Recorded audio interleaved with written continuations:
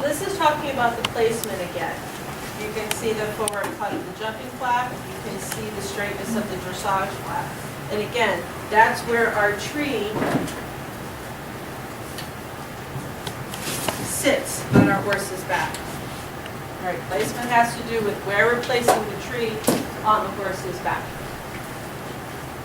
And if anybody wants to, after we're done talking, a few questions, if you want to come up and look at some of these diagrams more closely, you're more than welcome.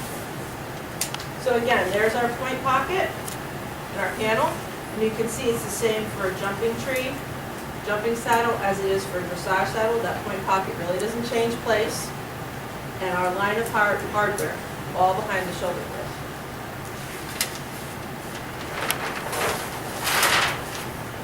So one of the first things that people really kind of latch onto when we talk about saddle fit is the tree fit.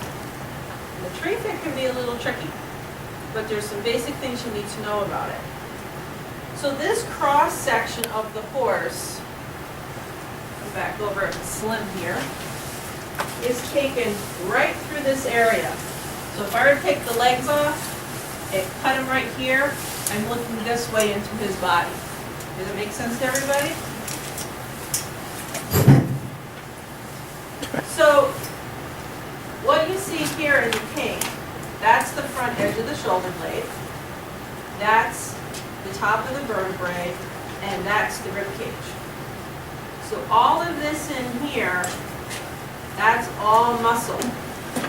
So when your horse's conditioning fluctuates, got an injury, prone to seasonal changes, mare that had a foal, horse that was maybe rescued and was very malnourished. As this area changes, that will change what you put on it. So the more muscle you have here, the wider the fit. The more dropped here and the less the muscle, the narrower the fit. Okay? So what we're looking for in a correct saddle fit is we want the tree points in the pommel. So this is the pommel, and these are the tree points. We want this shape to mimic the horse's shape.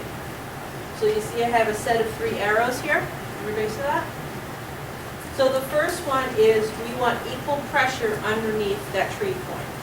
So when I put this on my horse's side, and I run my hand underneath here, that has to have equal pressure. It can't be tight in one spot and gappy in another. There needs to be at least 2 inches of clearance. Now 2 inches sounds like a lot, but I know that the span of my 3 fingers, that's 2 inches. All right? And I know because I put it against a ruler. And I constantly do, just remind myself, yes, it really is 2 inches. So when you put your fingers between the pommel and the top of the horse's withers, and this is with saddle pad, the rider's weight, and it's girthed up, it needs to stay at least 2 inches above the withers. You can't have it start at 2 inches and then collapse. Okay? And the last thing we need to look for is the distance between the horse's side and the tree point. So that means from the bottom of the tree point to the middle of the tree point to the top of the tree point, it needs to be the same distance. So you'll see at the bottom these 2 other not so good fits. Okay? Too narrow. It's way too tight at the bottom. Okay? And as I run my hand from the top and side down, it gets tighter and tighter as I go. So if I have that scenario, where is it going to be too tight on the horse? Right at the bottom of the shoulder. Not at the top, at the bottom.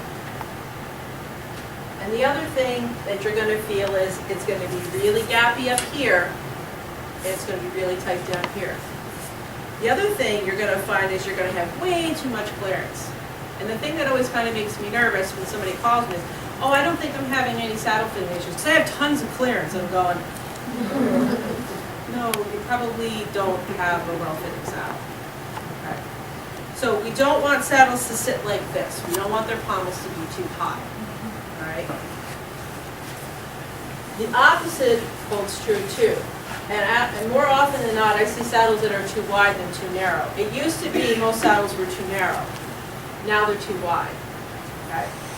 So what do you get when you have too wide? Well, now we have the opposite problem. I can't get my finger underneath the pommel. And again, this is a bare tree. This is nothing on it, no panel, no anything. But imagine if this were a fully dressed saddle that's been, has a pad, it's been girth, and has a rider on it, and there's still no clearance. That's a very, very wide saddle. I'm going to get very, very tight at the top and side, very, very gappy down here. And what happens with that is you have 3 areas of contact or pressure. You're going to have it right on top of the spine, and you're also going to have it at the top of the shoulder. That's because the top of your tree point is rotated like this into the horse. Now this is exaggerated, but you do get this. You do get this exaggerated rotation. So again, a horse that trips, high head, sore near the withers, doesn't want to pick up its feet when it jumps, it bucks in the canter, doesn't want to be mounted, has open sores on its withers, and I have seen clients that have open sores on the withers. All of these things are an indication of a tree being too wide. A rider will say to me, I get done riding and my lower back is killing me. So think about what happens when you sit in a saddle that's too wide. It falls forward, right? So your upper body wants to fall forward. Your pelvis gets tilted backwards, and you compensate by doing this. You can't bring your pelvis underneath you and allow your shoulders and your upper body to relax backward. So you ride like this. And you get used to that. And you're just like, oh, well, you know, I'm getting older, my lower back. No. This is how you're riding. Okay? The opposite is true too narrow. When you ride too narrow, you go like this. So what do you do with your legs? You clamp. Because you're trying to keep yourself from falling backwards. All right? Very often than not, your horse is going to be with the one with the lower back soreness, not you. You're going to be clamping with your hands because you're holding on from falling backwards. All right? Instead of sitting like this.